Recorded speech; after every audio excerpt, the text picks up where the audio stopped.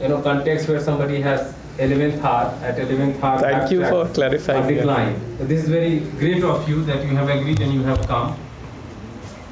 Because the scheduled person here for this session, he got very high fever, suffering from dengue. So this is very great of you, and I know you. You may not know me, but I know you. I know you for last 20-25 years or so.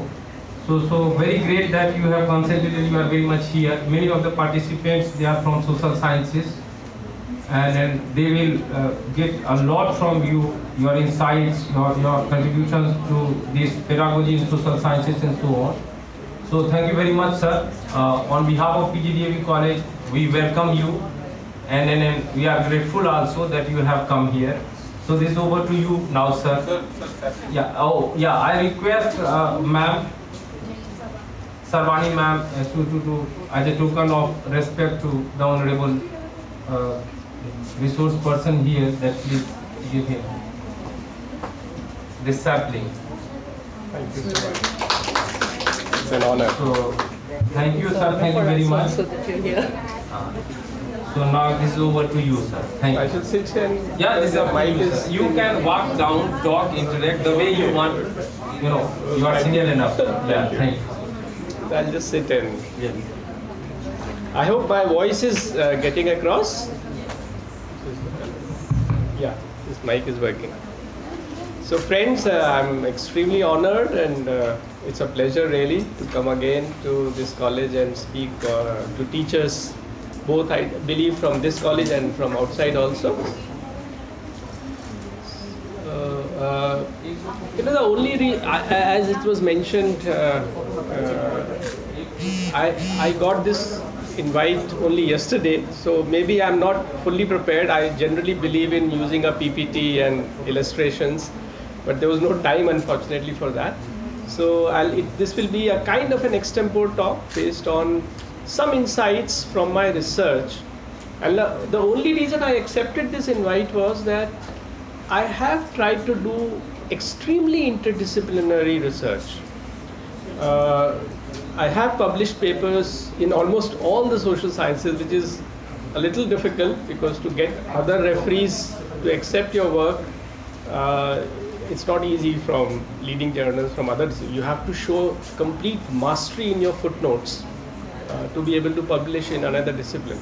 So I was able to get it in sociology, in anthropology, political science, and of course history is my parent discipline. So from this exercise, which is not, I must advise, since this is for teachers who are looking for promotions, I believe, also apart from their research passion, this is not a good career move that I took. I'm not a professor yet in a university, but it was my conscience call. I wanted to understand society with academic rigor, not just general reading, to take up this challenge. Can I get my work published in leading journals of 5-6 disciplines? But this is not a good career move, I must caution, because generally the university system rewards, your specialization and command in one or two areas, depth rather than breadth. So I won't invite you to join my journey, join me in this trek, but at some stage I decided I'll sacrifice career for this pursuit.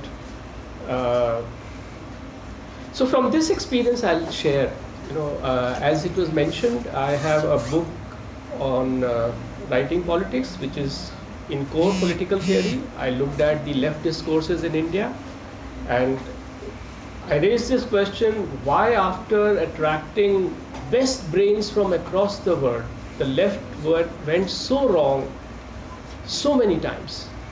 Whether it is the assessment of the Soviet Union, whether what we were being told about Eastern Bloc, or in our own country, liberalization, when economic liberalization, it was almost by stealth that it was brought into India.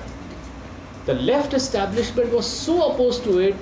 JNU, Professor Prabhat Patnaik, Utsav Patnaik, all this team, they were sure that just like perestroika won't work in Soviet Union, liberalization won't work in India, and poverty will increase. But what we saw was the opposite.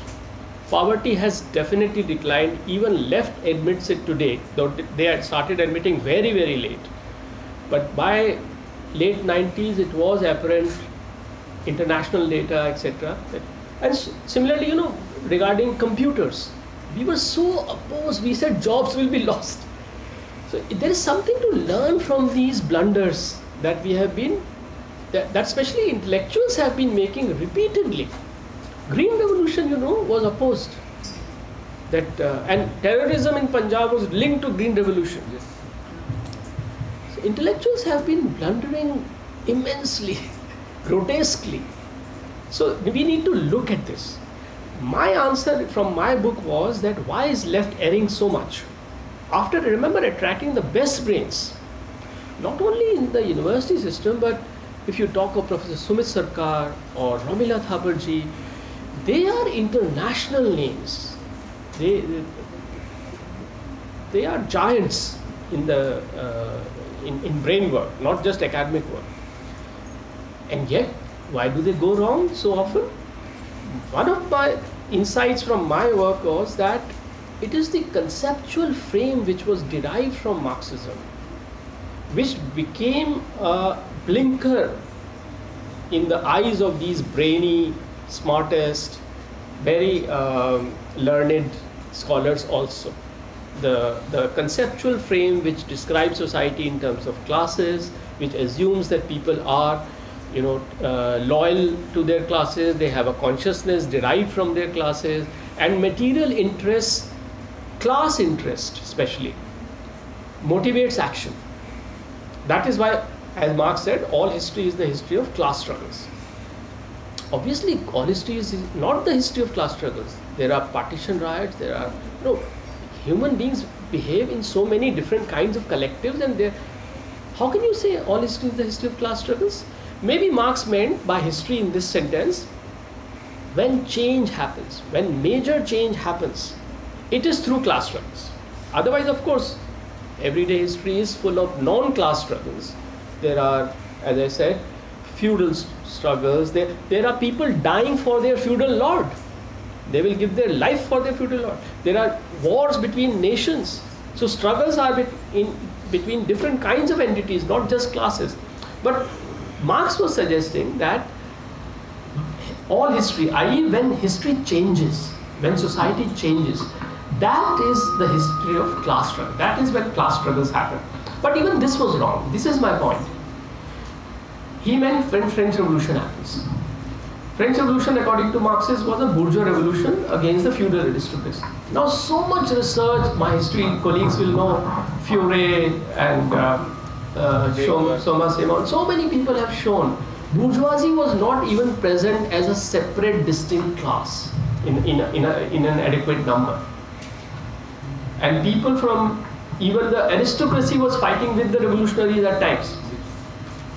So this neat division of contestants of parties and bourgeoisie versus aristocracy, or as if the Russian Revolution was the revolution of the peasantry and the proletariat against the ruling class.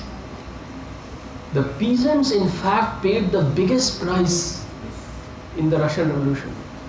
The largest number of the millions that were killed by not only Stalin, even by Lenin.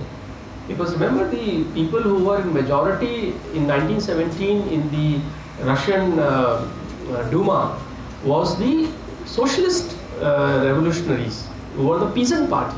And these are the people who were butchered by the Bolsheviks. So these neat divisions actually don't work. And this conceptual frame of dividing society neatly into classes and assuming that people belonging to classes behave according to class interest was a major error. Actually, people do fight for material interests, but what is your material interest? That may be defined against your own class interest. My class interest, say, as a teacher, is that our salary should be raised. But my personal interest if I'm looking forward to some promotion or appointment at that time, maybe against that class interest. So the material interest also which guides people is not necessarily class interest. It could be a trade union interest, and the trade union could be working against the overall class interest at a particular juncture because of its political affiliation, etc. So material interests are, and more deeper than this, the important thing to realize is that people take lives and give lives for non-material interests also, for identity, for example, for nationalism. In fact, maximum bloodshed has happened in the name of the nation, not in the name of the class. And in the name of class, whatever happened was largely driven by certain political parties rather than the so-called proletariat or the peasantry in the name of which they were fighting. Again, in China, peasantry had to pay a big price. So this is one insight which I wanted to share. Yeah. I hate to interrupt you at this moment, but we need to know the topic also. Oh yes, as I said, I will be sharing some insights from my interdisciplinary research, particularly coming down to the notion of conceptualization of culture and how culture is very important to understand in any social analysis or social research. I guess I'm talking only to social science teachers. And there are a mix of And commerce. Science also? Okay, okay.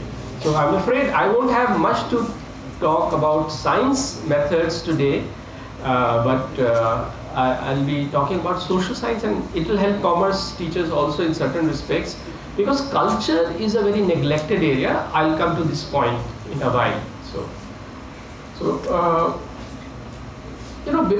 Second point which I want to make at the outset is that the university system and social sciences, especially in the universities, are facing an immense challenge today.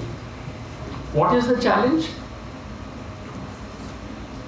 Apart from the fact that job problem for our students and even postgraduates and PhDs applying for PN's jobs, this is a major issue which should trouble all of us. And unfortunately, our API system, etc., encourages us only to concentrate maximum on our research rather than building careers of students. I have written to UGC Chairman Sahab, I have had a word with even the HRD Minister. I don't know, they said they'll be looking into this. This is posing a major threat to our duties towards our students. Of course, genuine researchers should be given every facility and encouragement to go into research in a big way. But there are other teachers who can help placement cell, who can help extracurricular activities, skill development. These are also very important. So I was saying that the university system is facing certain challenges. Second challenge is from the internet. Up till now we had almost a kind of a monopoly and an aura about being transmitters of knowledge. But today the internet and the YouTube, in fact, present some competition to us. Our students can easily see where we stand. And learning is coming up even from outside the university in the West also. Not only from research institutes and universities, but people are developing YouTube channels to transmit learning.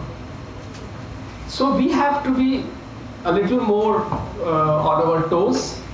And in this light, the question of methods, which is the broad topic, I suppose, of this workshop, becomes very important. We have to streamline methods, as I just presented in my first point. Even the best academics have erred in a big way. We have to revisit our methods, and I'll now go step by step on various methods involved in social science research, and I'll touch upon some special insight which my work was able to give to me and share with you. Of course, there will be no time to go into detail of each step. You know, we begin social research first of all with what? With a concern. Concern about some gap in knowledge, concern about some error we may be feeling, or a concern about some major societal issue or problem which we hope to address by adding to knowledge. These are the three main sources of concern which bring us to research, apart from the fact that we want to, get some certificate, some degree for some promotion, etc. But the genuine researchers' motivation would be from the three concerns which I mentioned. Gap in knowledge, some error in understandings which are dominant now, and thirdly, some issue or problem in society which we think that addition to knowledge can address. Secondly, second step would be constructing a hypothesis about this concern that we have in a research field. Now, there is a trap here that most of our hypothesis construction and even concern building is located in some institutional ideological context, and it is very important to be not captives of those institutional contexts. I'll give you an example, and as you may have guessed, I did my research in the history department till my doctorate, and our history department was influenced in a big way by the Marxist perspective. And I was fortunate to have one of the best Marxists as my guide, Professor Sumit Sarkar, who was liberal. I must pay respect to him here. He was so liberal, he allowed my ideological difference. He did not ever slowed me down for that reason. And I must share that I have a liberal bias. It's a left liberal bias. I think liberty is very important, equality is important, but not at the cost of liberty. Roughly you may say equality of outcomes is not a good policy to follow. Equality of opportunity is a good policy to follow. When we try to ensure everywhere equal number of women, equal number of Dalits and so on, equality of outcomes can lead to institutional slowdowns, slow down creativity, punish talent. Equality of opportunity is very good. So this is my own ideological stand, which is slightly different from Marxist vision of classless society and complete equality, etc. So I did my own concern building and hypothesis construction independent of the Marxist influence. Now this is tricky. This is again not a good career move, but I would invite you to be at least aware of the institutional biases that are shaping your thinking. Because whenever you are writing, subconsciously you are counting how will the main reader you are addressing, your supervisor, guide, or your seminar audience you have to give, how will they be perceiving this? Largely you are writing for them. So their biases kind of create a frame in which you explore your problem. This shall not be allowed to become too dominant. You will have to address this, but it should not be at the cost of truth. And I'll give you an example. Being situated in the history department, first of all I did not do archival history, etc. I said I'll study a slum in Delhi. I was fortunately allowed to do that, although it is not traditional history. To me, history is the study of change. It is not necessarily distant past. This is how I defended my thesis. History is the study of change. It can be recent change. So I'll have some long-term perspective, but I wanted to study a slum. And when I went to the slum, my Marxism told me that the ruling class exploits, and the ruling class is the capitalist class, mainly, with allies in the landlord class, and the revolutionary class, the suffering class, is the proletariat, and the proletariat is the vanguard, is the factory workers. Now both these propositions I found completely wrong through my field experience. Factory workers are a kind of elite from the perspective of a hawker who is sitting on the footpath, daily insulted, humiliated by a constable, paying hafta to him. To him, a factory worker with a regular salary, a pension, prospective, a medical, he is elite. And yet our communist parties remained, mainly interested in the interests of the unionized or non-unionized, but factory workers, which Marx had thought, seeing the British experience of the Industrial Revolution, that this factory class will replace the old, what they call lumpen proletariat. Non-factory proletariat is lumpen proletariat. This is not only insulting, but total oversight of the real suffering that I saw on the ground. In fact, I was telling my guide that instead of making your party cells in factories, make them in slums. The red flag over slums is the way to move forward. And even today, not even one municipal seat is won by the Communist parties in Delhi. Although we have JNU, Jamia, DU, everything. So, because of this misperception. So I was saying that your institutional ideological bias is the first thing you have to fight in research methodology when you are constructing your hypothesis. And you are doing your third step in the research, as it must have been discussed by other speakers. Third step is looking at the existing literature on the problem that you are going to research. Now, in studying the existing literature also, as you would guess from my slant, it's very important to look at other disciplines as well. Don't look at the leading authors of your own parent discipline alone, because social sciences are very connected. In fact, I have a very big discomfort with the fact that psychology has been almost excluded from social science theorization and social science research. In fact, psychology is not counted as a social science. It is always there in the sciences building. More than that, it is called a human science, but not a social science. And worse than that, okay, however you label it, that's not important. But the insights of Freud or Maslow, how many of you have heard of Abraham Maslow? Commerce? You are from commerce?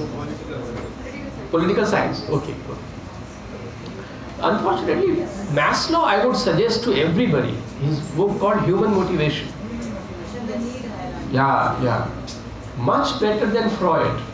Freud went wrong. He was, of course, very insightful. He's a big thinker, pioneer. He brought the subconscious into focus. But 4 major errors Freud made, or rather exaggerations. He exaggerated the role of sexuality in human motivation. It is there, but ego is much bigger.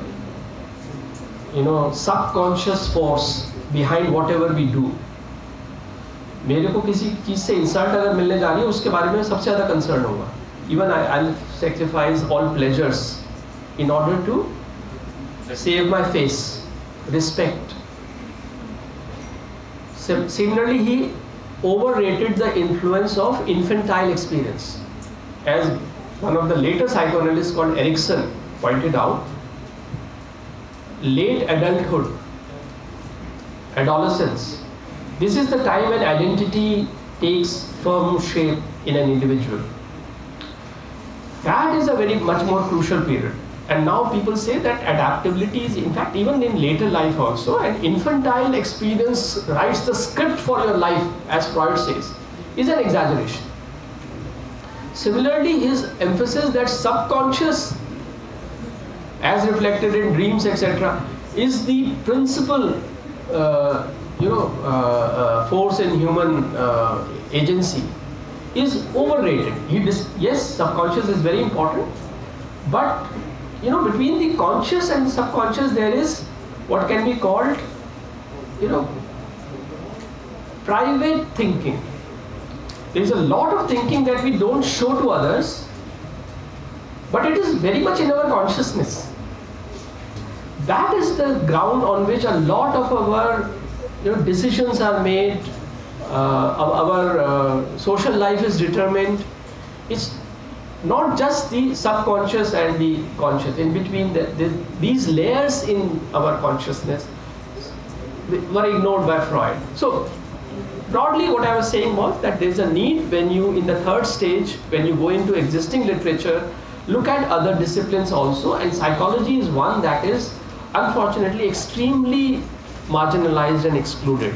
This is very important, and after Freud, people like Rogers, Maslow especially, are very important to draw upon. After you have seen the existing literature, then you go into your data gathering. For that you have various types of tools, qualitative data, quantitative data. I won't go into these. I believe there must be other papers which would be, but I'll just make one request. There's a kind of a war going on between those who follow quantitative methods and qualitative methods. Actually, each method has some plus and some minus.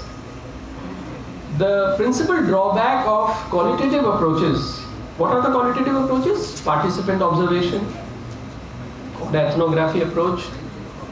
Then there is the life history approach, drawing upon, making life sketches and drawing inferences from that.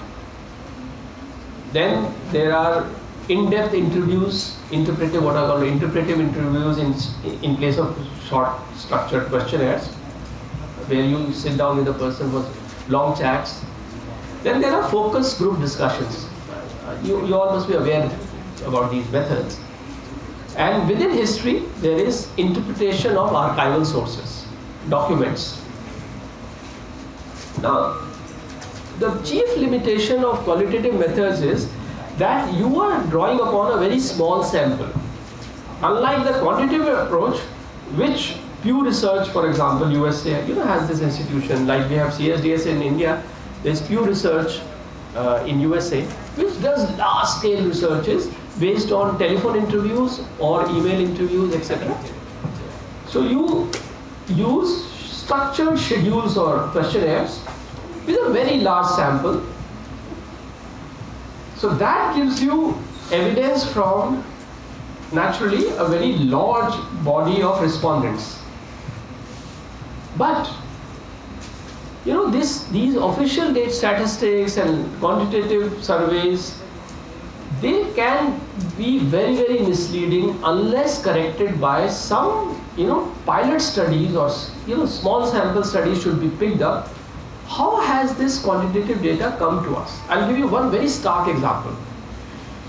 In the Crime Records Bureau of India, in their record, the murder rate in UP and Bihar is much lower than in Kerala or the better administered states. Rapes, etc., much less than in.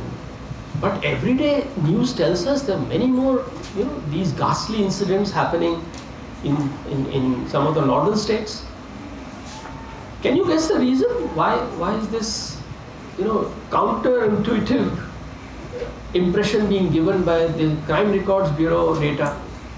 Some of the least governed states, the worst governed states, crime rate is apparently much less. very few people go to police. Yeah, yeah. Very There good. is better reporting in the.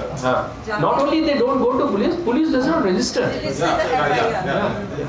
So it's such an irony that a well-governed state where police registers easily will show much higher crime data and give an impression of poor governance. So this is what I found from my fieldwork. I was doing fieldwork in Meerut district, in rural Meerut, where it's not easy to register even a gang rape. It is local power equations and the party cadres. The power of party cadres at the lower level is so strong. That is what determines whose case will be registered, whose will not be registered. So this is how qualitative tools like ethnography help us correct. Sir, I'll draw your request, your attention. I hope I'm not boring you or appearing frivolous. In that case, please, you are free to, of course, leave. I hope there is no compulsion to sit. So the point I was making was that the qualitative approaches need to be combined with quantitative. Why should we be forced to make a choice? Unfortunately, a lot of social scientists are choosing to specialize in selected bands, which is methodologically not very advisable. And sometimes I ask a speaker, okay, you have ignored this kind of method completely. They would say, naturally, I can specialize in only one or two things. But the answer against that is that you yourself may not do this, but there is so much secondary literature available. There is no alibi against not making use of that. You may be a specialist in, say, quantitative tools, but there is a plethora of literature on using qualitative methods. At least that should figure in your footnotes, in your comparisons. This is unfortunately lacking in much social research presently. Similarly, vice versa. Those who are experts in qualitative methods, they should look at official data, which, this is what I did. I've studied one slum and one village for 25 years. But whatever I find about livelihoods, about crime, about family changing, I'm comparing all the time my local data with the national NSSO data. NSSO, I hope you understand? Yeah. They survey 1 lakh households every 5 years, and then they have shorter surveys every year also. So you need to compare and then examine why your data is differing or is similar to their findings from that region. This is what will bring up insights. So this is the point I wanted to make about the choice of methods and data gathering. Now, next stage in methodology is looking at analyzing data. Once your data is gathered, and you may tabulate it, you will have to look at patterns in it. The difference between qualitative and quantitative analysis is that you can quantify from the latter, but the only thing you do with qualitative data is read it again and again. For example, I have done a life history or participant observation in one community. All my field notes I have to read again and again, because these are not standard answers to a standard question, so I can't tabulate it. Tabulation can only be done when you have a standardized questionnaire and answers are available on that. With qualitative, this is not, because you don't even have a questionnaire. When you do qualitative research, you lay maximum emphasis on observation rather than asking. Because it is assumed that even your asking questions disturbs the field. First of all, you just go and observe as far as silently possible, without disturbing the field. Even your posing a question disturbs the field. Of course, in the next stage you may ask questions, but these should not be structured. These should evolve while you are sitting with them on their charpai, or not in your on a telephone, etc. You have to be in the field, use their language, and you will have to modify your questions according to their understanding. For example, an old illiterate woman has to be approached in a very different language from, say, an advocate who is staying in the same village, educated, and so on. So that is the strength of the qualitative, but that cannot be tabulated, etc. It is called reiterative reading. This is, or the interpretive approach. You have to see patterns through repeated reading and identify what is coming again and again, what is the range of variation, etc. in the answers. Now, having analyzed data, the next step is to infer. Now, this is the point where social sciences differ in a big way with natural sciences. In natural sciences, for inferencing, you perform experiments.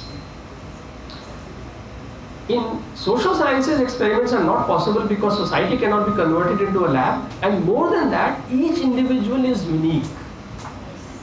All atoms of hydrogen will be the same. So an experiment in Japan can be replicated in an experiment in Delhi. Objectivity. Yeah. But when you are working with human beings or society, even colleagues are not the same. The same question will be interpreted differently by two brothers also. So you have to infer not through experiments, but the substitute that we have in social sciences that is closest to an experiment is the comparative method. Apart from reiterative reading and interpretation and use of archival sources, which is again inferring evidence from readings of documents, this is called the interpretive method. Next to interpretive method, which is a step closer to experiments, is the comparative method. This is actually a pseudo experiment where you take two cases, two communities, two countries, whatever, where one factor is absent in one case but present in another case, and then you try to see, is there any major contrast in the outcomes.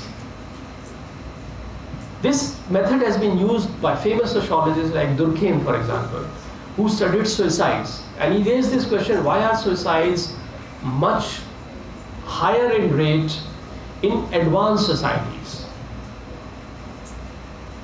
So he compared advanced with the less advanced.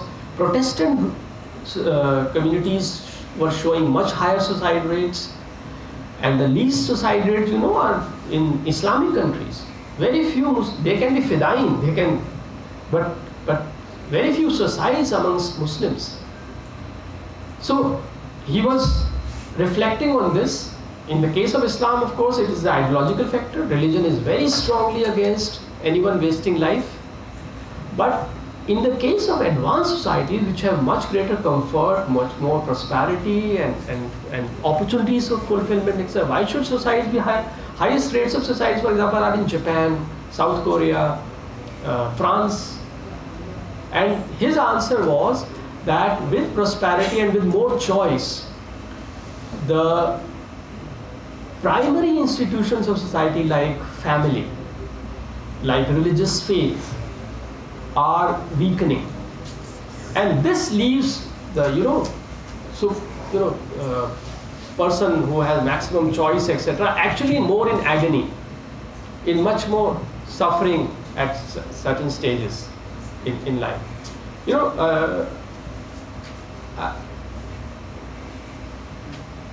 When I was coming at the red light, I saw a little girl begging. She was doing some somersaults and showing some on the red light on the road. But she was so happy with her little brother.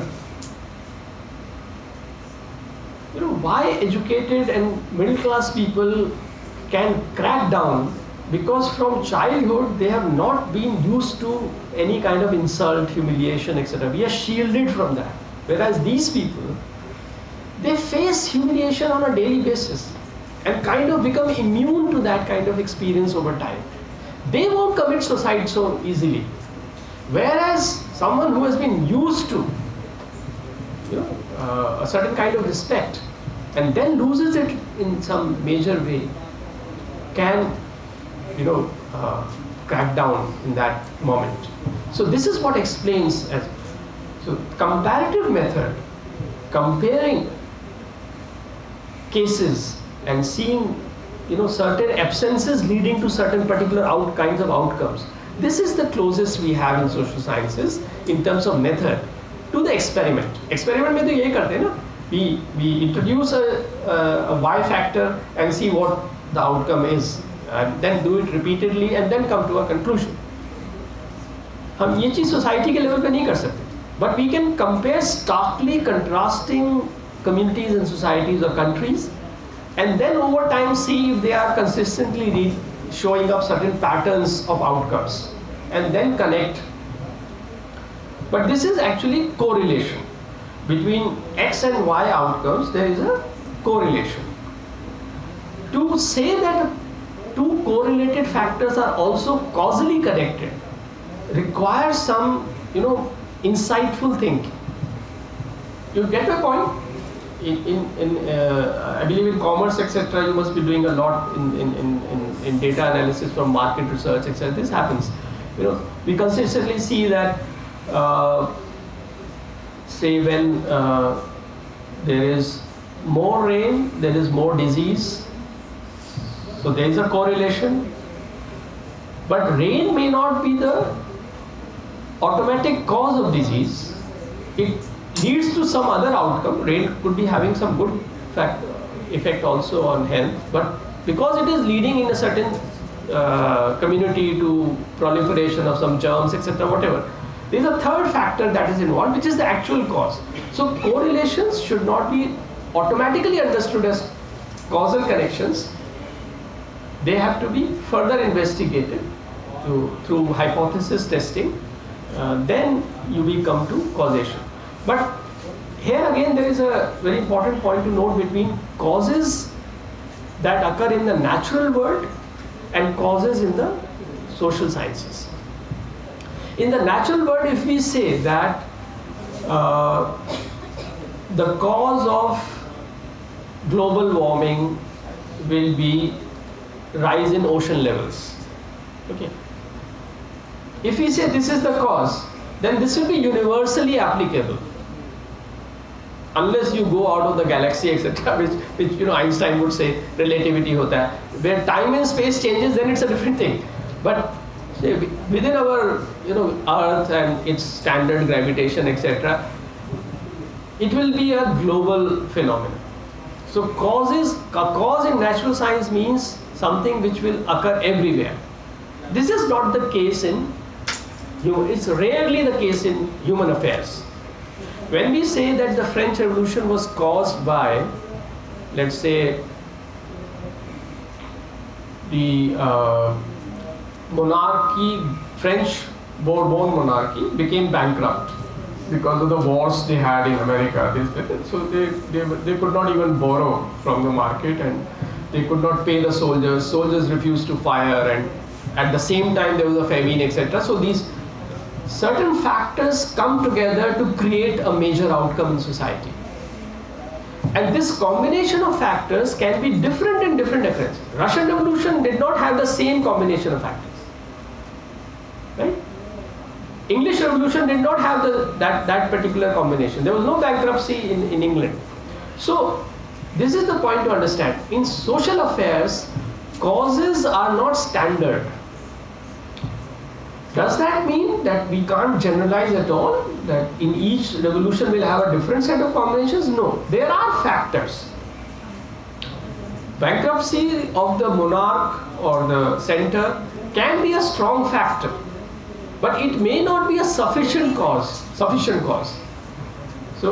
there is a necessary cause and a sufficient cause, and a combination of factors. So factors is a better word to apply in social science research rather than cause. Just to distinguish that there are leading factors, factors which push events in a certain direction. They have, in many cases, they will be found leading to what, but not necessarily creating that outcome. As a cause suggests, cause means this should happen. If this is the cause, then this will necessarily lead. So let's just do away with the word cause, I would suggest, and use the word factors in social research. So this is the stage of inferring. Now, after your work is done, you have made your inferences, etc., and if you have some strong factors, you will have an explanation. Explanation is a still higher stage where you have a list of factors for the overall society. That's explanation stage. And after the explanation comes theorizing. When you are able to, like Karl Marx or Max Weber, big theorists, when you are able to draw certain explanations which apply across cases, then it becomes a theory. Okay, in social sciences. Beyond theory, there is paradigm. Have you heard of this term, paradigm? Are you aware of the theorist T.S. Kuhn? Yes. Kuhn's work? Okay, very good. So I don't have to go in much detail, but Kuhn had suggested that science does not evolve at a steady pace. There are revolutionary periods in even natural sciences when suddenly paradigms change.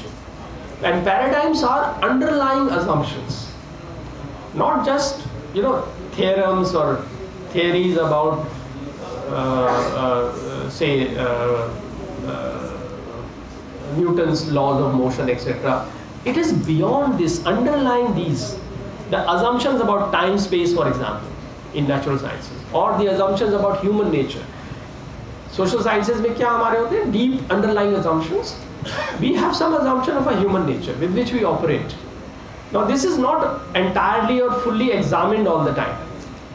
It's not even discussed. As I was saying, psychology हम लोग discuss ही नहीं करते, which is very unfortunate. Presently there is an immense work being done, and I hope some of you must be listening to these TED talks, etc., on brain mapping, which has just revolutionized our understanding of thinking. We have a slow thinking and fast thinking, activities in the brain. Some people who are very good at fast thinking, like wit. Some people are very witty, but they may not be good writers, which requires good slow thinking. So intelligence is not this, same. There are different types of intelligence, and brain has. So this kind of research is coming up, and it is important to understand that paradigms का जो idea है natural sciences में, social sciences में तो apply ही नहीं करता है, because social sciences don't have uniform underlying assumptions at all. Scientists may differ on interpretation of some experiments कि वाकई global warming कितना होगा, etc. Then there can be difference between scientists, but their underlying assumptions about time, space, etc. within the gravitational force of Earth is the same. जब ये change हो जाएगा तो paradigm change होगा. But social sciences में paradigms भी नहीं है, because our underlying assumptions in history department and pol science department are also different. In US and France they are very different.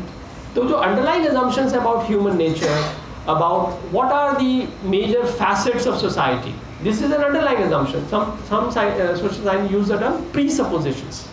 Presuppositions are the basic ideas with which we operate in the world. They are not open to investigation all the time. We have some impression. On this, there are major differences among social scientists. So we are pre-paradigmatic. Paradigm construction भी नहीं हुआ है social sciences में.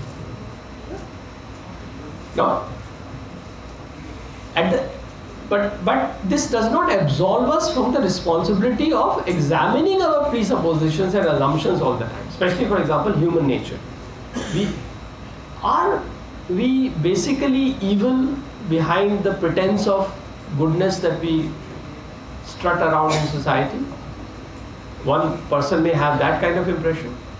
Other may say, नहीं, humans, एक बच्चा अगर खतरे में है तो any human being will try and save. वो relate, तो कुछ हमें goodness है. There is a spark of goodness in most of us, unless we have had some very brutal experience, exceptional cases. Those are the brutal criminals. But by and large, humans have. So, and what is it that motivates us to do good? About this, there can be very different assumptions. Is it love? Is it a feeling of love we have for others? Or it is much more the thirst for acquiring respectability through goodness. This is a very different motivation. So this is, I'm just giving an example how human nature needs to be examined and understood. We just go about with some faint impressions about these issues. This is what would improve our paradigmatic thinking. Now, so after causality, explanation, theory, building, and then paradigm shifts, our work is over, even if we are a very big researcher. Then next challenge is pre-publication, publication, and post-publication. On this also I'll just share some insights. See, pre-publication, what is the biggest risk you carry? Especially if you are a young researcher, your work can be stolen. Not only, ये हमारे department में भी हो चुका है. You know, somebody gave to a senior professor his work, and she got it published very quickly without even acknowledging.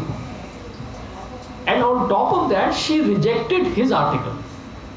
The same article. So that it doesn't get published. And she picks up, not the entire article, but she picks up a major idea. Actually, he had searched some sources in remote archives and वो किसी और को नहीं पता. She stole that and published it in her name.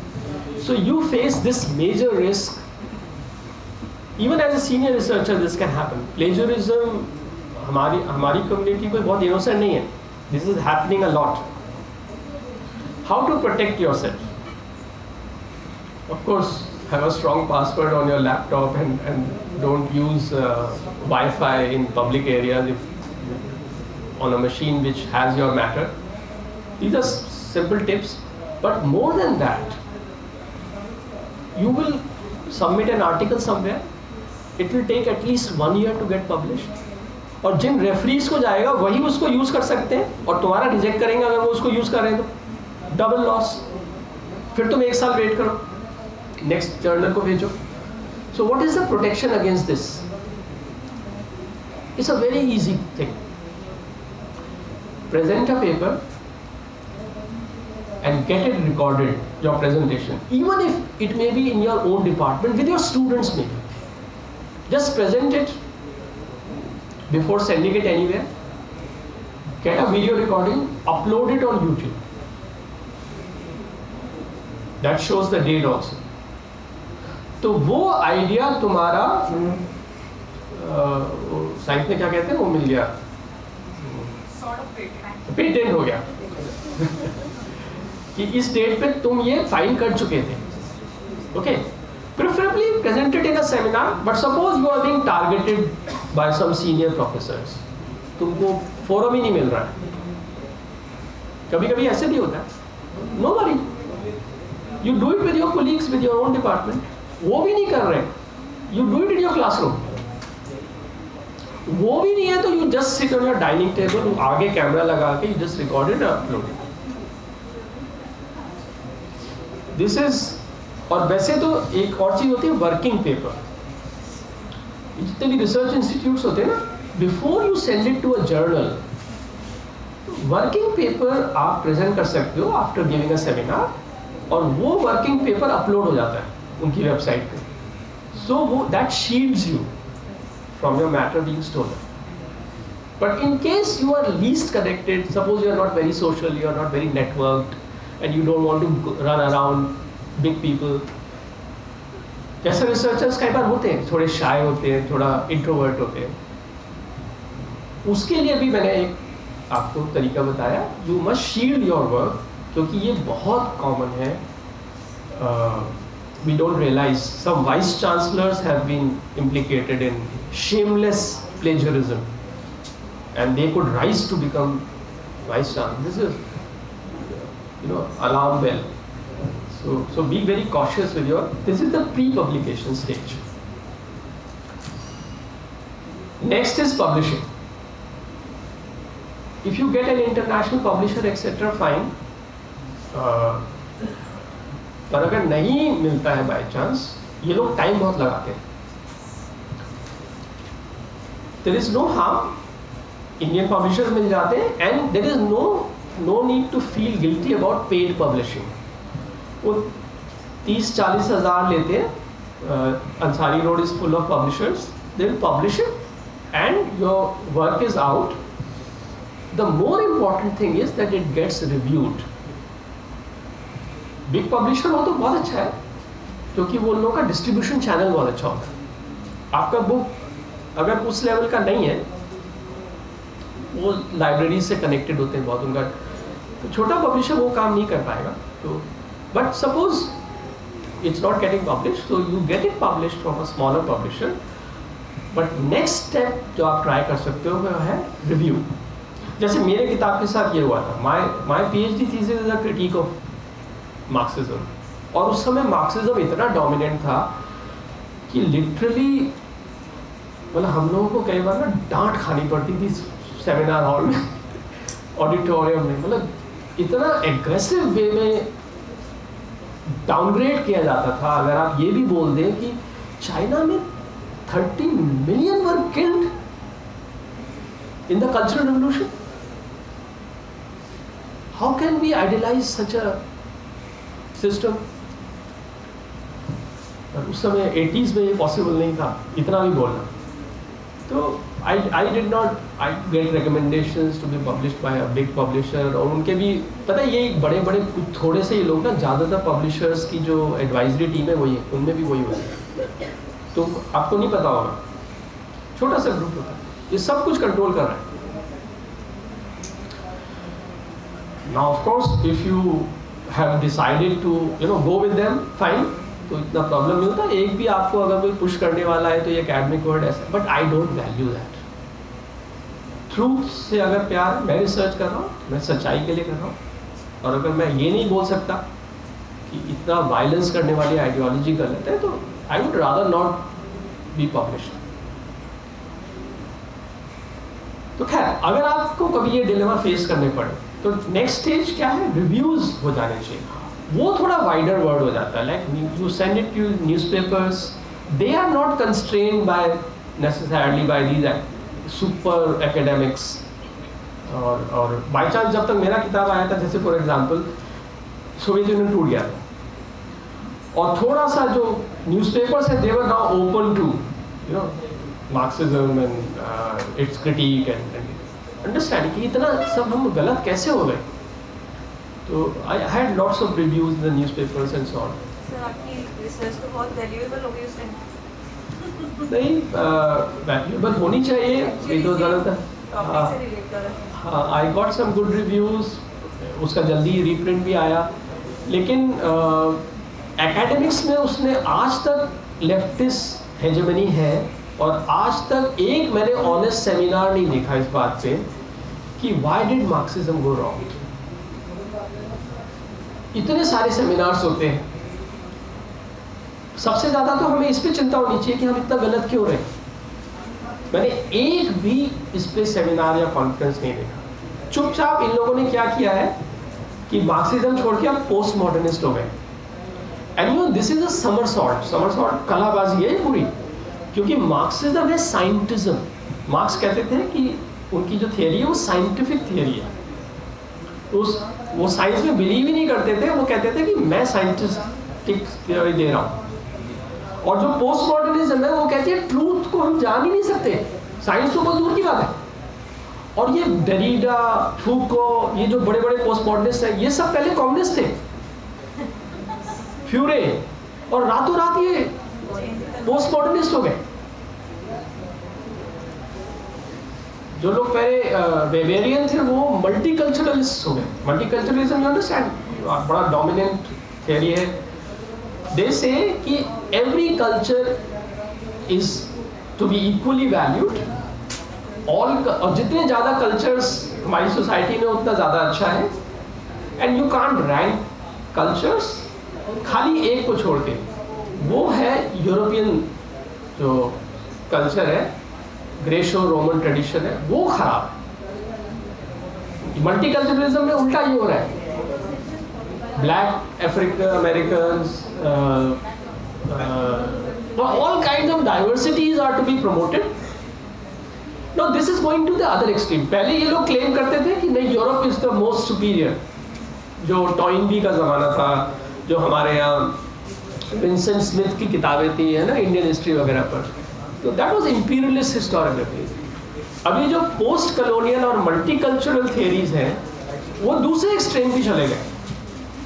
This is the ironical and paradoxical ideological climate in which we are living. Similarly, so many ladies are here, but I feel a little uncomfortable with what I would call ultra feminism. Equal rights, very important, but special rights, and special rights like making an allegation against anyone and without any proof demanding कि पहले resign करो. Evidence हो तो of course. But अगर I don't know, I invite comment from you. Isn't it? Yeah, this will invite an avalanche. और कल जैसे dowry law के साथ हुआ, हम लोग भी सफर कर सकते हैं। जब जो सास को जेल जाना पड़ता है, वो भी तो एक वुमन है। Sir, हर laws के pros and cons तो हर जगह। हाँ, that is why they should be enacted in a very balanced, careful manner, कि उसका एक्सेसिव मिसयूज ना हो। वो मिसयूज प्रिवेंट किया जा सकता है अगर मिलिटेंट लॉ मेकिंग ना हो। हम लोग कई बार लॉबीज जो है मिलिटेंट लॉ मेकिंग करते हैं, और इसकी वजह से अभी पता है क्या हो रहा है, वेस्ट में family has almost broken down. A huge number of single mothers, so many, such a high divorce rate, and people not ready to marry. Partly this is because ऐसे laws हो गए कि it's a very costly thing for any man to split up, come what may. So they just refuse to get married, or they are going to Poland, to Philippines to find wives. They won't marry a American girl or something. इस पे आप देखिएगा काफ़ी literature available है. So this has hurt the central institution of society, family, and their birth rate is coming down. No, they don't even have the replacement rate, and they are inviting communities which have a very high birth rate. So this is changing the entire demographics of Western society. So yeah, I must give you some books which you may have a look if you want to reflect more deeply on questions of method. See, one of my favorite classical thinkers is Max Weber. Max Weber का एक किताब है The Methodology of Social Sciences. वैसे वो थोड़े complex writer है, but he is one of the most sharp and insightful. उनका आजकल क्रिटिसिज्म होता है क्योंकि वो ये मानते हैं कि वेस्ट का जो सिविलाइजेशन है वो सुपीरियर है, वो ये मानते हैं. I don't agree with this, but otherwise he has a very early 20th century perspective. हाँ, तो उनको अगर शॉर्ट में और क्लियरली पढ़ना हो तो रेमंड एरन का 2 वॉल्यूम्स है, करंट्स इन सोशल थियरी. तो उसमें उन्होंने 6 थियरीज को डिस्कस किया है. उसमें मैक्स वेबर का चैप्टर बहुत अच्छा है. Then Anthony Giddens, इनकी एक तो introduction to sociology which every house should have, ये आपके घर में ज़रूर होनी चाहिए। बहुत एक्सटेंसिव डेटा की बेसिस पर इन्होंने फैमिली को क्या हो रहा है, क्लास स्ट्रक्चर को अक्रॉस द वर्ल्ड कंपैरिजंस है। पर मेथोडोलॉजी पर इनका एक किताब है, central problems in social theory, Anthony Giddens. Then Karl Popper, ये थोड़े हाई थियरी में अगर आप जाएंगे, जिन्होंने अच्छा जवाब दिया है मार्क्सिज्म वगैरह के खिलाफ। हिज थियरी ऑफ फॉल्सिफाइबिलिटी, ये एडमिट्स कि ट्रूथ हम कभी नहीं जान सकते पूरी तरह, लेकिन what is it that distinguishes social science from से dogma, from superstition, that is कि सोशल साइंटिस्ट जो होता है वो हमेशा डिसप्रूफ ढूंढता है अपनी ही बात का, या एटलीस्ट कोलीग्स मिलकर ढूंढते हैं। The exercise of science is different from dogma etc. ये उनके postmodernism कहता नहीं सब बराबर है। Folklore is as good as professional history according to postmodernism. But I think Karl Popper has made a very good point. Can you repeat the name, sir? Popper. The name of the book. His book, one of his books, Open Society and Its Enemies.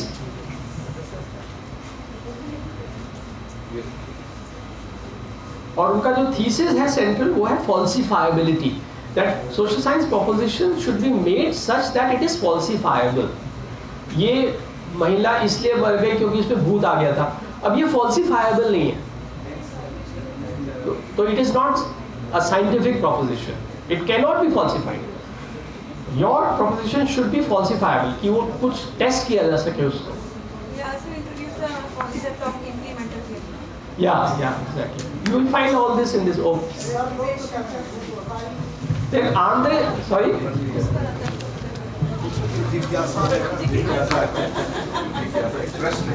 हाँ जरूर बिल्कुल।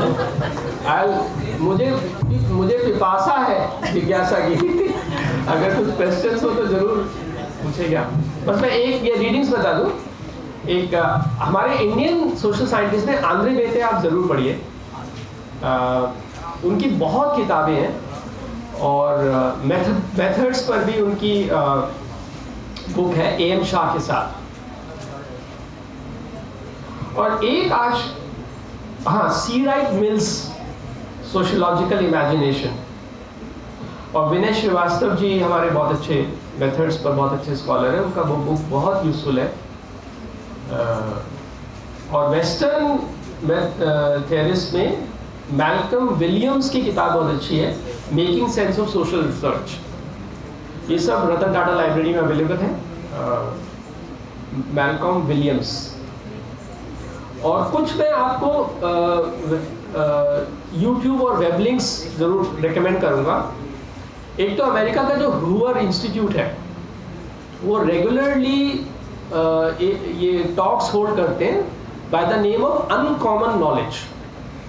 Uncommon knowledge आप YouTube पे type कीजिएगा, it's extremely illuminating. Best जो books अभी recently आई हैं उनके ऑथर को बुला के वो डिस्कशन करते हैं।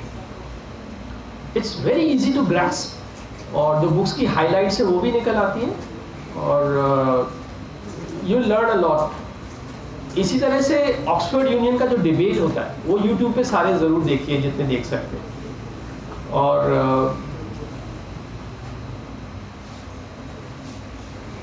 कैनेडी रिसर्च फाउंडेशन, इनके जो ये ऑपोजिट आइडियोलॉजीज के 4-5 लोगों को बिठा के डिबेट कराते हैं। And unlike our TV channel जिनमें नॉइजी बहुत होता है, these are very very insightful, composed, gentle debates.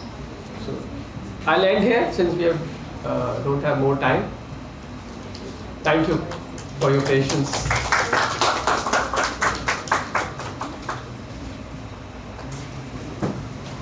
If there are any questions or comments or criticism, I would be very, very happy. Yeah.